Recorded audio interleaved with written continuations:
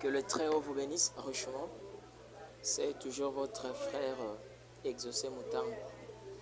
Je crois que ça fait quelques jours que nous n'avions pas intervenu.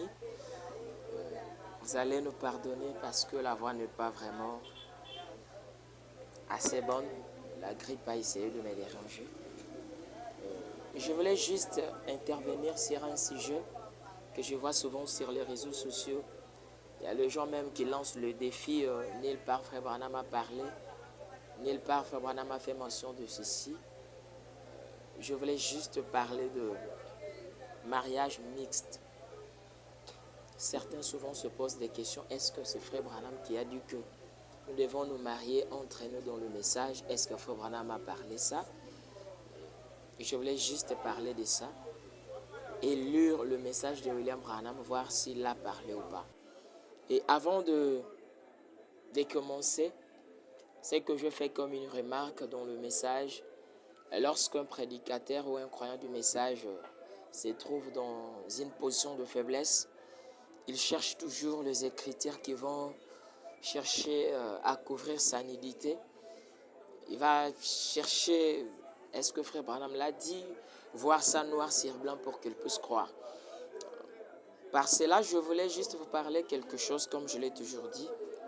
Si seulement Inique l'Éthiopien pouvait dire à Philippe, que Philippe montre-moi là où le prophète Ésaïe parle noir sur blanc, que c'est Jésus-Christ dont il s'agissait, lorsque le prophète a dit qu'il a été brisé, maltraité pour nos péchés, il n'aurait pas vu le nom de Jésus-Christ. Mais lorsqu'il a lu, il a compris que peut-être le prophète Ésaïe avait parlé cela de lui-même. Mais quand l'unique, l'Éthiopien, a lu et qu'il a mal compris, et que Philippe s'était approché, Philippe lui dit qu'ici, il ne s'agit pas de prophète Ésaïe lui-même, mais ici, il s'agit du Seigneur Jésus-Christ. Philippe n'a pas eu à réfléchir là-dessus. Mais Philippe a cru dans la totalité et exactement ce que le prophète ou Philippe lui avait dit. Vous voyez? C'est pourquoi je voulais dire d'abord quelque chose ici. Je lis dans la brochure faite dans cette vallée des fosses, prêchée le samedi 17 juillet 1952. Au paragraphe 1, partie C, je cite: « Ne vous mariez pas avec quelqu'un qui n'est pas sous le même joug que vous comme croyants. Le savez-vous?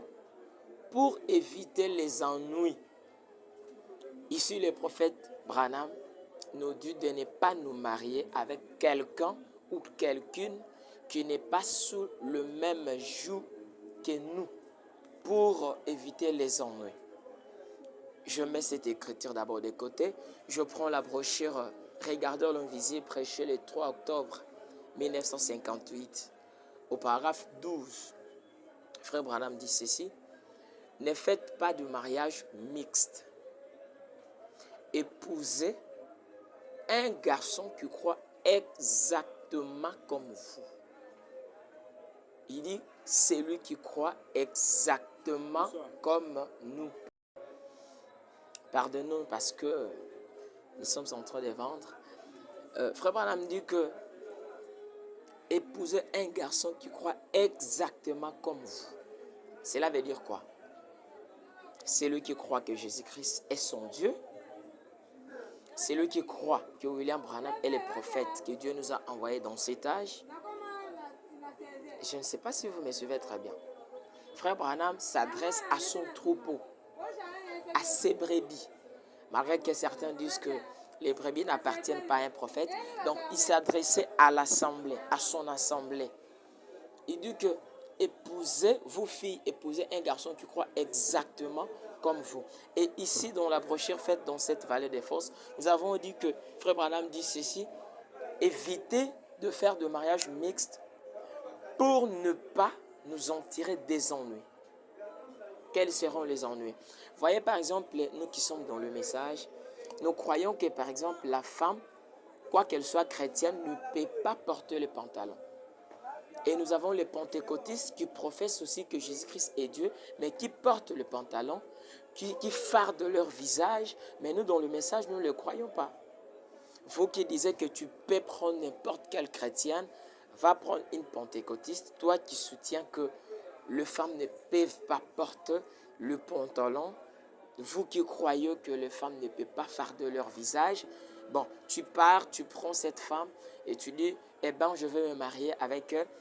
Dans la maison, tu auras des problèmes, tu vas t'en tirer des ennuis. Parce que toi, tu soutiens ce que tu m'as dit, n'est pas porter le pantalon. Et cette femme-là ne soutient pas ça, quoi qu'elle soit chrétienne.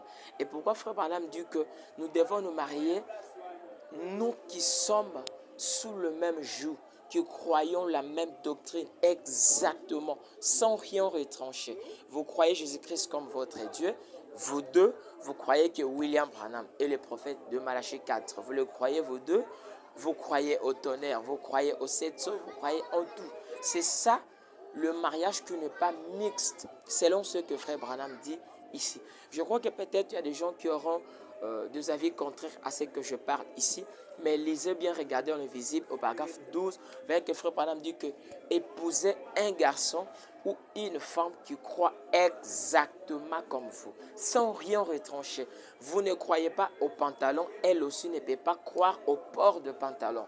Vous croyez que la femme ne peut pas farder son visage, elle croit aussi en ça exactement. Vous croyez que la femme ne peut pas porter le bijou, elle croit exactement au non-port de bijoux. C'est ça ce que Frère Branham voulait dire. Et vous cherchez que Frère Branham dit quelque part que non, épouser seulement une femme qui est dans le message. Mais c'est seulement ce que Frère Branham dit ici. Il dit épouser une femme ou un garçon qui croit ce que vous croyez. Ce que Frère Branham croyait, ce que vous croyez, c'est ce que cette femme doit aussi croire. Voyez? Sans quoi, c'est le mariage mixte selon Frère Branham.